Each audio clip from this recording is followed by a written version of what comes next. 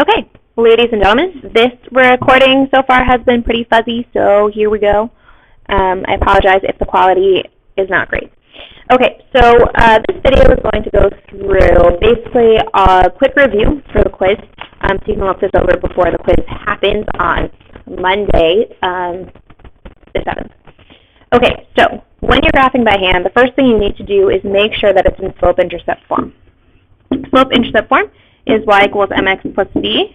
We know m is slope, and we know that b is the y-intercept. All right, so these are both in slope-intercept form already. Remember, on the quiz, you will have to graph at least something by hand. So in the first equation, the slope would be 1. Remember, the slope is whatever's in front of x. We want to turn it into a fraction that's 1 over 1. We also want to identify the b, because the b is our starting point. So since b is 5, it's the number without x next to it, I'm going to start at 5, and I'm going to put a dot there. Then I use the slope to go up or down, because the slope is 1 over 1. I'm going to go up 1 over 1, and there's my second dot. The most difficult part about graphing by hand, I think, is just drawing the straight line that's supposed to connect smoothly. So let me draw this straight line here. Semi-straight. All right, close enough. All right, so that's the first line. The second line, I'm going to do last. Again, I'm going to start with the y-intercept. The y-intercept is the number on the y-axis, or 1 over 2 means I'm up 1 over 2. Up 1 over 2 is right here, and sometimes I like to go down and left as well, just so I know what the line is supposed to look like. All right. So, drawing this line. All right. I didn't see it intersect really well, so I'm going to redraw this red line again. Really using a ruler would be best, but I don't have one right now. So I went up 1 over 1, so I'm going to go down 1, left 1. Down 1, left 1. Wow, the angle is pretty off. So here is where it intersects. So the answer would be -2, 3. All right, so that's how you graph by hand. You're going to graph both using the y-intercept and then going up and down according to the slope. Where they intersect is your answer.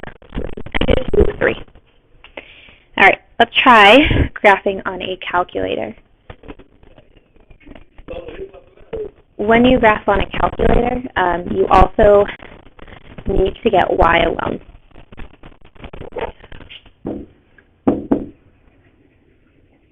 All right, so in the first equation, y is already alone, so don't have to do anything. The second equation, I'm going to have to do some work. My recommendation is whenever you see a minus y, I would add y. That way you don't have to deal with negatives at the end, at least with y. So we have 2x equals 2 plus y. Y is not yet alone, so I have to subtract 2 on both sides. So I end up with y equals 2x minus 2. And then you're just going to go through all of these steps. So go ahead and try it.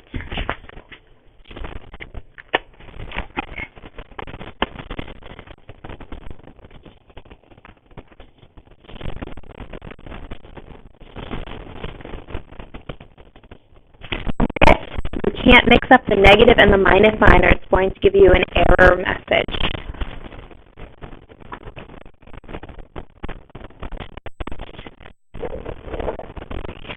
Your final answer should be 0, -2. So make sure you get it right.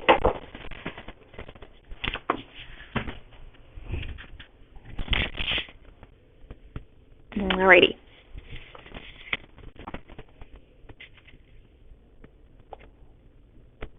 Okay, let's move on. Next, we have substitution. So these are not the easiest examples, but I wanted to make sure I didn't just show you how to do the easy ones and then you feel lost with the difficult ones.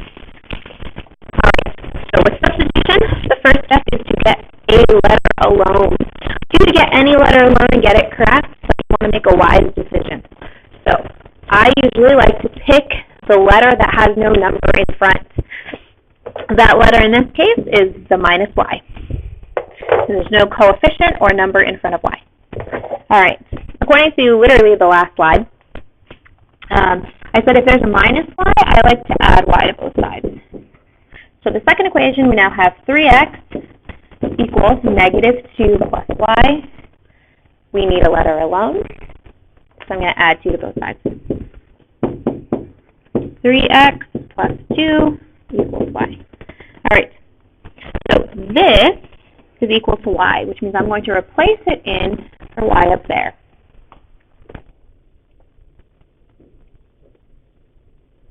Now why that's being obnoxious. All right, close up.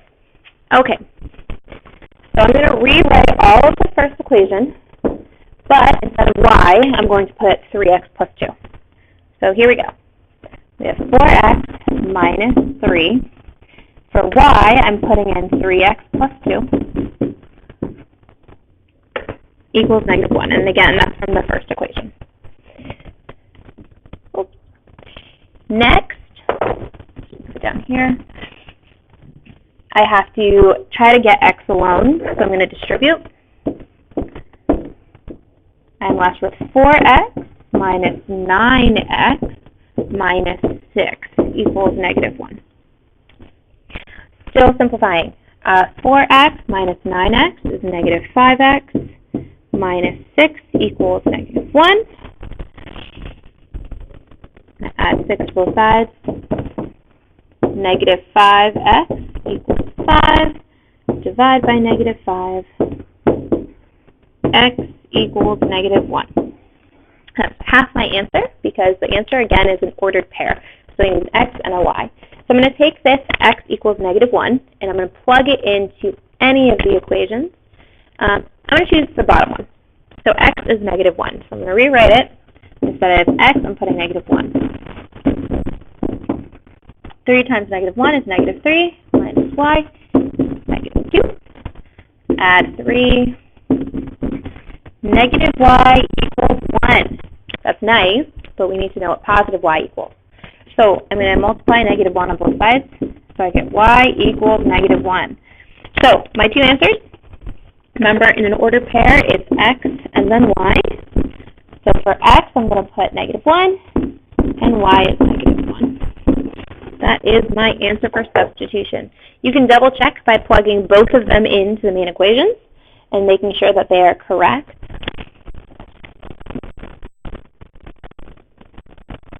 All right, let's keep going. Next we have elimination. Whew. All right, we're okay. Elimination. So with elimination, we want to make sure that we line up x, y, and the number in columns. So here it's really easy because we have x's in one column, y's in column, and the number in the other column. We want to make one column match or cancel. So I have to decide, do I want to cancel the x's or y's? I think I want to cancel the x's. So I have a negative 2 and a 3. I have to think of the least common multiple. So for 2 and 3, I'm going to choose 6. So I have to think, if I want the coefficient to be 6, what do I have to multiply the top by? Because the top is negative 2, I know 2 times 3 equals 6. I'm going to have to multiply the entire top by 3 and the entire bottom by 2.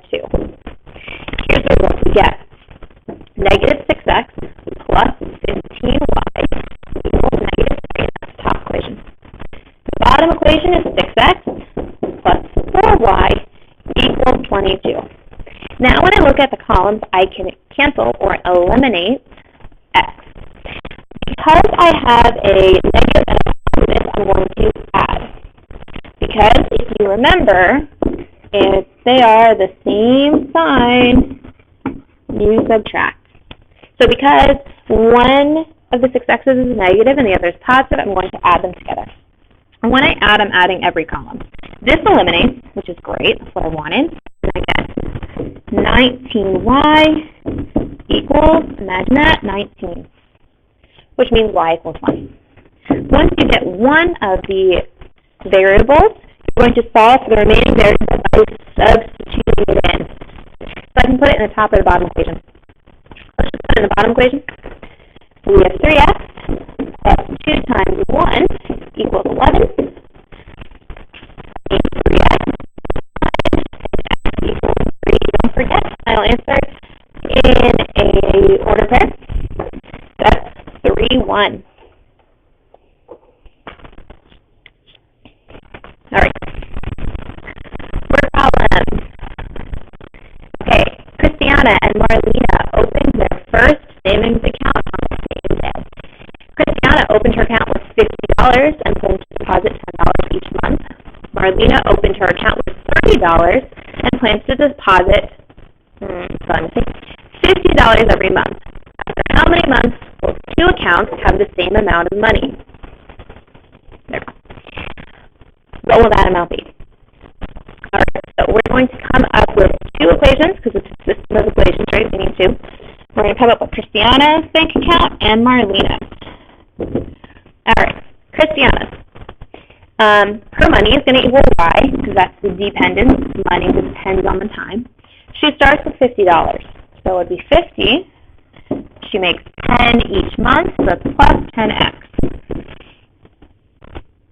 Marlena starts with 30. I'm sorry, should be Y equals.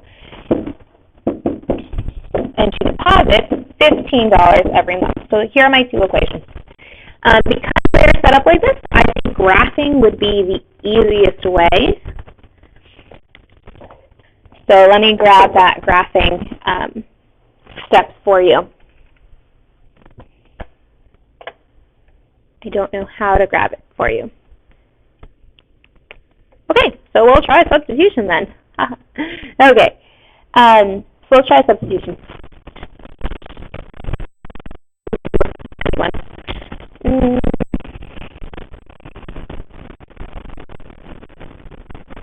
try elimination. Okay, so elimination, we want to line up x, y, and the number. So I have y equals 50 plus 10x, and y equals 30 plus 50x. All right, same sign, subtract. Our y's are the same sign, and they both have coefficient of 1. So I'm going to subtract the column. Y minus y is 0. 50 minus 30 is 20. And 10 minus 15 is negative 5x. I want to solve for x. First, I'm going to subtract 20. Negative 20 equals negative 5x. To get x alone, I'm going to divide by negative 5. That means x equals 4. So you have to think 4 represented what in our original equation? If you look, 4 was the independent, which means 4 is months. Now we just need to find out how much money. Remember, the whole point was to find out when they will have the same amount of money. So I can plug it into any of the accounts. Let's plug it into the one I have to multiply by 10. That would be y equals 50 plus 10 times 4. 10 times 4 is 40 plus 50 is 90. So in 4 months, they both will have $90. All right. So hopefully this gave you a quick reminder of how to solve each type of equation. The big question now is when should you use each one? All right. Here are my recommendations of when to use which. Graphing. Graphing, when it's easy to get y alone in both equations, it's pretty quick. You can use a calculator. Press a couple of buttons and it reminds you of texting, so it makes you happy. Substitution, when it's easy to get a variable alone, either x or y is easy to get alone or is already alone. And lastly, elimination. The variables are lined up and the coefficients or numbers in front of the variables are the same. So these are 3 types and the best instance to use all of them. So we're going to look at 3 examples, and we're going to see if we can find out which one is best, which method is best to use to solve it. So let's look at this first one here. We have x plus 5y equals 28, and negative x plus 2y equals 7.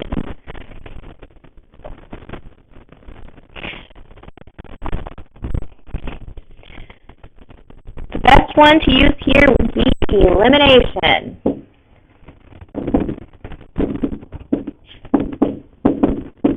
All right, and I would use elimination here because this cancels out. They both only have a coefficient of 1, and It's lined up perfectly where x's are in one column, y's are in another, and the number is in the last column. All right, let's look at the second one. What would you use here? I think this is kind of tricky. I would either use substitution or graphing. Graphing is easy because they're both in y equals form, but realistically in substitution, you already know y is 6. So you could just put 6 in for y and solve for x. Either one. And lastly, think about what you would use, or just realize it's the last problem. For this, you would use substitution, I think, because x is alone, so it's easy. We would put this right into the x and solve for it. All right, I hope this was helpful. If it was, definitely let me know so I know to make these in the future. Happy studying.